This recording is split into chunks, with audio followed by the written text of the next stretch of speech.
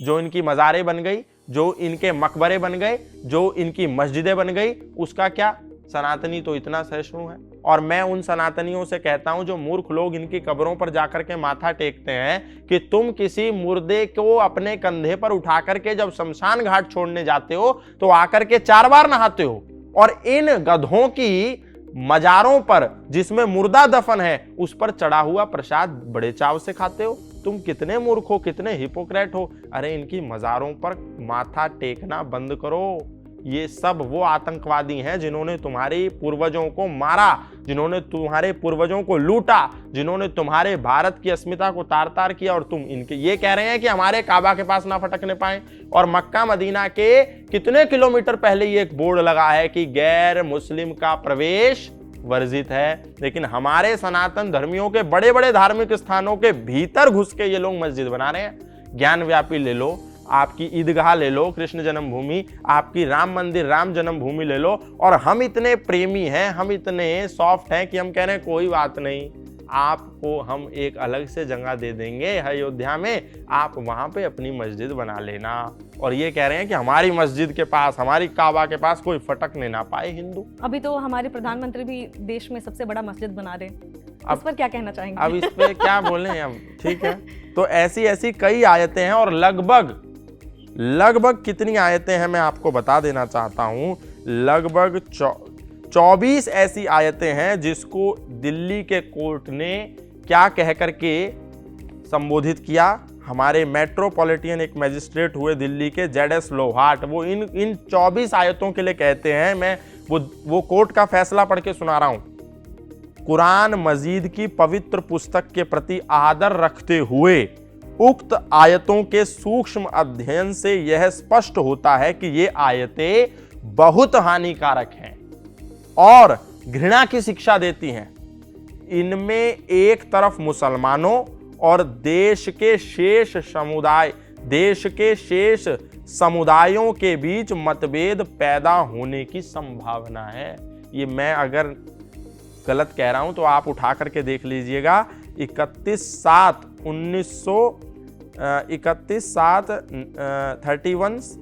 7वां महीना और 1986 में ये फैसला आया था, और उसके बाद तो कितने मुकदमे दिल्ली के कोर्ट की तरफ से। हाँ, दिल्ली के कोर्ट की तरफ से, और इसके बाद तो कितने ही फैसले आए, कितनी ही बातें हुई, लेकिन हमारे हिंदू नेता तथा कथित फ्रॉड हमारी एक रामचरितमानस की कोई चौपाई निकालते हैं और बोलते हैं जला दो, इसमें महिलाओं के लिए है, इसमें इसके लिए है, इसमें इसके लिए है। अरे ये तो पूरा मानवता का द्रोह कर रही है, ये तो पूरे मानवता के खतरे के लिए है। तुम्हारी हिम्मत है इसका एक पन्ना भी निकाल करके कहो कि ये गलत है? नहीं, क्योंकि तुम्हारा वोट बैंक खतरे में आ जाएगा। और रामचरितमानस को फट जला देते हो तुम रामायण को जला देते हो, तुम मनुस्मृति को जला देते हो। क्या किसी एक भी नेता ने खड़े होकर के किसी चौक चौराहे पर कुरान को हाथ में लेकर के कहा कि इसकी ये वाली बात मानवता के विरुद्ध जा रही है, हम इसको जलाएंगे? नहीं जला सकते, क्योंकि वो सब जानते हैं कि सनातनी तो सॉफ्ट है, इसके साथ कुछ भी कर दो। लेकिन ये मुसलमानों के साथ यदि एक टिप्पणी भी तुमने करी तो ये तुम्हें वहीं सुबह तुम्हारे हाथ में गुस्ताख नबी की एक सजा सरतन से जुदा तनसर से जुदा ये वाला पर्चा तुम्हारे हाथ में आ जाएगा। तो लोगों को मैं चाहता हूं कि स्वाध्याय करें, ये सोचने से पहले कि ये गौतम खट्टर यहाँ पर आकर के या किसी चैनल पर आकर के शायद नफरत फैला रहा है या हिंदू मुसलमान में विभेद पैदा करना चाहता है। नहीं, मैं तो इतना प्रेम लेकर के आया हूँ कि मैं इस देश के 35-40 करोड़ मुसलमान जो हमारे ही भाई थे, जिनकी चौथी पीढ़ी, पांचवी पीढ़ी, सातवीं पीढ़ी, दूसरी पीढ़ी, पहली पीढ़ी हिंदू थी, वो किसी कारणवश मुसलमान बन गए। मैं तो कह रहा हूं आपका मैं स्वागत करता हूं, मैं बाहें फैला करके खड़ा हूं। अरे अपने घर वापिस आ जाओ, ये तुम्हारा असली घर है। मानवता यदि तुम चाहते हो, अमन चाहते हो, चैन चाहते हो, सौहार्द चाहते हो, प्रेम चाहते हो, करुणा चाहते हो, अपनत्व चाहते हो, वास्तविक भाईचारा चाहते हो, मनुष्यता चाहते हो, इंसानियत चाहते हो, तो अपने घर में वापस आ जाओ। तुम्हें किसी ने बरगला दिया है, भटका दिया है, तुम्हारे पूर्वज सनातनी ही हैं। मैं किसी के प्रति द्वेष नहीं रखता हूं। आप वापिस आ जाइए, वापिस अपने घर में आ जाइए। आपका घर आपकी बाहें बगार करके स्वागत कर रहा है। और अगर वो ना आना चाहे, वो उधर ही रहे, लेकिन प्रेम से रहना चाहे। प्रेम से कैसे रहेंगे? जब तक उनके मूल में ये नफरती फरमान होगा तब तक वो प्रेम से कैसे रहेंगे? बताइए, कैसे रहेंगे जब तक उनके मूल में ये है कि अल्लाह के सिवा कोई इबादत करने योग्य नहीं है और मोहम्मद साहब के बिना उसका कोई रसूल नहीं है। जब तक ये दिन में 5 बार अजान में पुकारा जाएगा तब तक वो कैसे रहेंगे? फिर तो उनको मालूम ही है ना कि अल्लाह के सिवा कोई इबादत करने योग्य नहीं। और मेरा ये पड़ोसी रामनवमी पर, मेरा ये पड़ोसी राम मंदिर बनने पर, मेरा ये पड़ोसी भगवान श्री कृष्ण की जन्मभूमि मांगने के लिए जब सड़क के बाहर शोभा यात्रा निकालता है राम जी का झंडा लेकर के, तो ये तो मेरे फरमान का द्रोह कर रहा है, क्योंकि मैं तो दिन में 5 बार बोल रहा हूं कि अल्लाह के सिवा कोई इबादत करने योग्य नहीं है और ये जय जय श्री राम के नारे इस धरती पर लगा रहा है। ये इसको मैं नहीं लगाने दूंगा। इसीलिए वो मस्जिद पर खड़ा हो जाता है और नीचे से ऊपर से नीचे जा रहे हिंदुओं के ऊपर पत्थर बरसाता है, हिंदुओं के ऊपर बम फेंकता है, हिंदुओं के ऊपर कांच फेंकता है। वो तो करेगा ही जब तक मूल में ये फरमान है।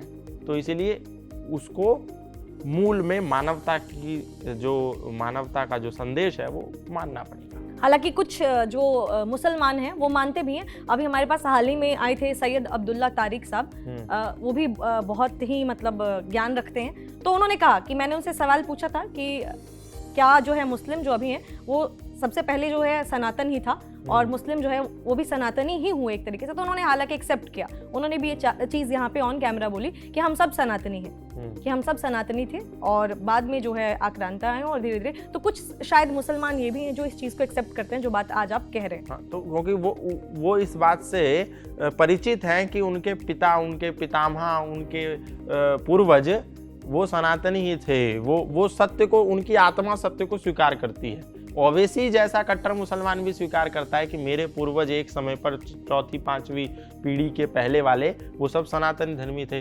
बुद्ध, ये जो बाबर जिसके नाम पर इतनी लड़ाई होती है, बाबर के दादा बौद्ध थे और वो बौद्ध जो बने थे वो सनातन से बने थे बौद्ध। तो जब बाबर जैसा कट्टर मुसलमान, उसकी पीढ़ी जब हम खंगालते हैं और बाबर की वंशावली में तो औरंगजेब जैसे महाकट्टर मुसलमान, महाकट्टर आतंकवादी पैदा हुए। तो जब उनके पूर्वज भी सनातनी थे तो ये छुटपुट, ये ऐरे गहरे पचकल्याणी जितने भी हमारे देश में हैं, इनके पूर्वज तो सब सनातनी होंगे ही। जब इसमें कोई संशय वाली बात ही नहीं है। अगर उनको ये चीज़ जाननी हो, जो ये वीडियो देख रहे हो और जो जानना चाहें कि हाँ हमारे मतलब कैसे जानेंगे वो, मान के चलिए अगर कोई मुसलमान है, उनको जानना है सनातन के बारे में, तो क्या उनको वेद पढ़नी पड़ेगी उनको? तो फिर देखिए, ये वाली जो पुस्तक है, इस पुस्तक में आपको हर विषय मिलेगा।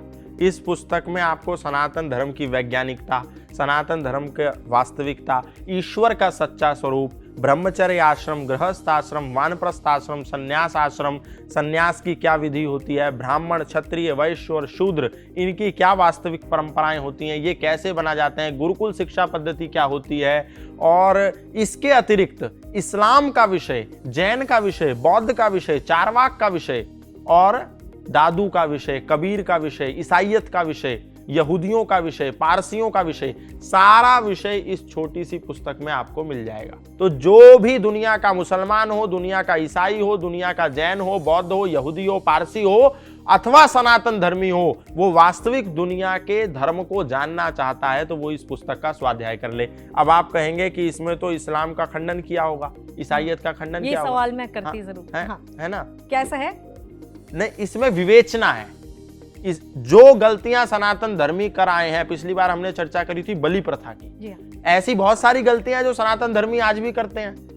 लेकिन जो भी गलती किसी भी व्यक्ति विशेष ने करी है, लेखक ने कुछ नहीं देखा कि मैं क्योंकि सनातन धर्मी हूं तो सनातन धर्म में यदि कुछ गलत हो रहा है तो मैं इसके बारे में नहीं बोलूंगा। आज क्या करते हैं लोग, एक हमारे नेता हैं बहुत बड़े बिहार के, और वो केंद्रीय मंत्री में बोले कि बलि दे सकते हैं, बकरा खा सकते हैं, कोई बात नहीं। अच्छा ठीक है, तो फिर तुम क्यों विरोध करते हो जब वो बकरीद पर बकरा काटते हैं?